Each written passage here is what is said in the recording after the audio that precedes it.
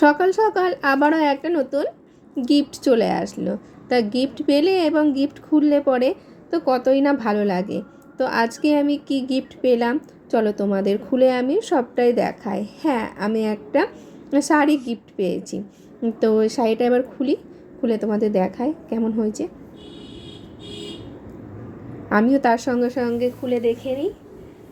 আর নতুন জিনিস খুলতে এবং দেখতে আমার মতো কার কার ভালো লাগে একটু কমেন্ট বক্সে জানাবে।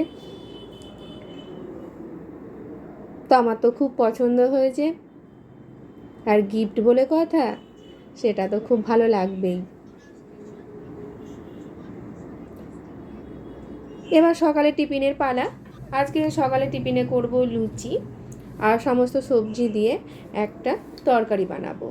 তো এটার জন্য আমি কেটে নিয়েছিলাম পটল, আলু, কুমড়ো, তার সঙ্গে দিয়েছিলাম কিছুটা পরিমাণ ছোলা। কড়াই গরম হয়ে যাওয়ার পরে অল্প পরিমাণে সর্ষের তেল দেওয়ার পরে কালো জিরে দিয়ে কিছুক্ষণ নাড়াচাড়া করে নিয়েছি। এবার কেটে ধুয়ে রাখা সমস্ত সবজিগুলো দিয়ে নাড়াচাড়া করে নেব। এখন কিন্তু আমি নুন হলুদটা দেব না, সবজিটা কিছুক্ষণ নাড়াচাড়া করব। নাড়াচাড়া করে যখন একটু ভাজা হয়ে যাবে তারপরে নুনটা দেব। আর নুনটা যদি এখন দিই তাহলে জল ছেড়ে যাবে। এভাবে কিছুক্ষণ নাড়াচাড়া করার পরে আমি দিয়ে দিলাম পরিমাণ মতো নুন, হলুদ দিয়ে ভালোভাবে নাড়াচাড়া করে নিলাম। সর্বশেষে কিন্তু আমি কালারের জন্য দেব কাশ্মীরি লঙ্কার গুঁড়ো। এভাবে কিছুক্ষণ নাড়িয়ে নাড়িয়ে আমি সবজিটা যতক্ষণ না কমছে ততক্ষণ আমি জল দেব না। সবজিটা কমে যাওয়ার পরে তারপরে আমি পরিমাণ মতো জল দেব।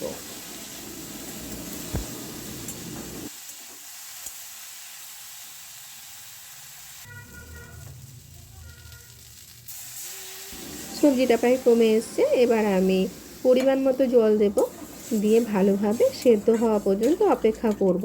তার কারণ সবজিটা আমি পুরো গামাখা বানাবো, ঝোল বানাবো না, এই জন্য প্রয়োজনের থেকে বেশি জল আমি দিইনি। এবার যেহেতু লুচি ভাজবো এই জন্য লুচিতে ভালো করে ময়দার মধ্যে ময়াম দিয়ে মেখে কিছুক্ষণ রেস্টে রেখেছিলাম। তারপরে আমি একে একে লেচিগুলো ভালোভাবে বেলে নেব।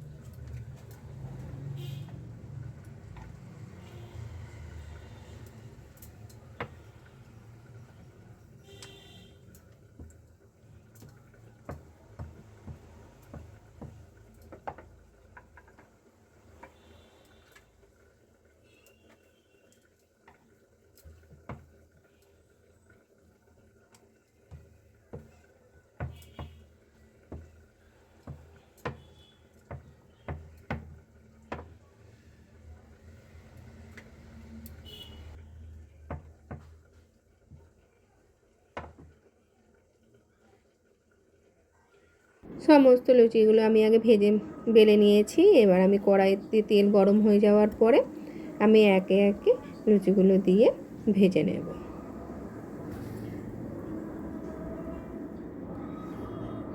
তো আমার তৈরি হয়ে গেছে, এবার পরিবেশন করার পালা।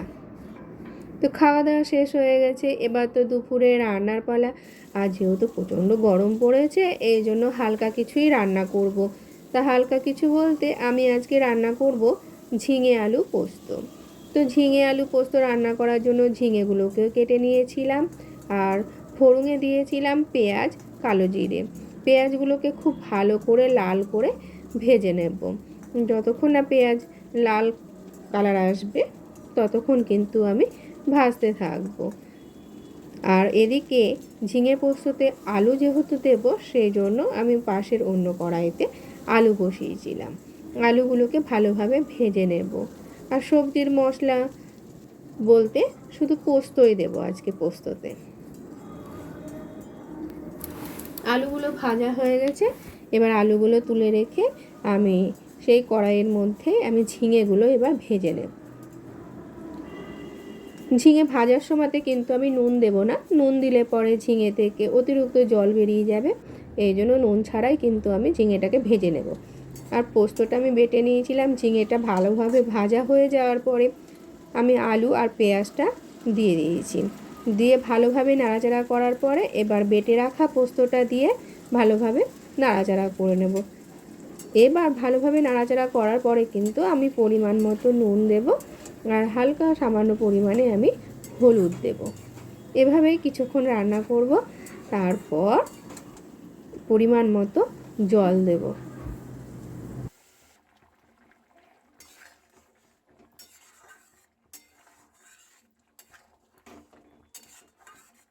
জল দিয়ে সবজিগুলো ভালোভাবে সেদ্ধ হয়ে যাওয়ার পরে নামিয়ে নেব। আজকে যেহেতু মাংস বা মাছ কিছুই করিনি, ওই জন্য ডিমের অমলেটটা ভেজে নিলাম ঠিক পাটিসাপটার আকারে। আর অন্যদিকে ডাল করেছিলাম, ডালটাও নামিয়ে নিলাম। তারপর খাওয়া দাওয়া শেষ করে কিছুক্ষণ রেস্ট নিয়ে সন্ধেবেলার দিকে আমি ছাদে গেলাম গাছে জল দিতে। এখন সারাটা দিন এতটাই রোদ আর গরম পড়ে, ছাদে ওঠাটা ভুলেই গেছি। আর সকাল সকাল উঠেই তো আমার রান্নাটা থাকে, সেহেতু আমি ছাদে উঠতেই পারি না সকালের দিকে। যখন উঠতে যাই তখন প্রায় বেলা হয়ে যায়। ছাদে জল দিতে গিয়ে একটা দারুণ জিনিস দেখলাম। দেখার পরে মনটা প্রায় ভরে গেল। যেটা হলো আমার ড্রাগন গাছের ড্রাগন ফুল ফুটেছে।